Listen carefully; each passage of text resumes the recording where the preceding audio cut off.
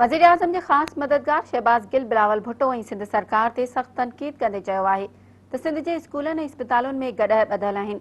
तॾहिं बिलावल भुट्टो खे रुगो गॾह यादि पिया अचनि। सिंध मां अयान अली पैसनि जा बैग भरे ॿाहिरि वेंदी हुई। सिंध अचण जो मक़सदु माण्हुनि खे हक़ीक़तूं ॿुधाइणु आहे। गवर्नर हाउस कराची में हालिमा दिल शेख ऐं ॿियनि सां गॾु प्रेस कॉन्फ्रेंस कंदे वज़ीर आज़म जे ख़ासि मुआविन शहबाज गिल चयो त बिलावल भुट्टो इल्ज़ाम लॻाए रहियो आहे त वफ़ाक़ टैक्स जमा नाहे कयो। वफ़ाक़ जी टैक्स उगाड़ी जो बिलावल भुट्टो खे फ़िकर न थिए।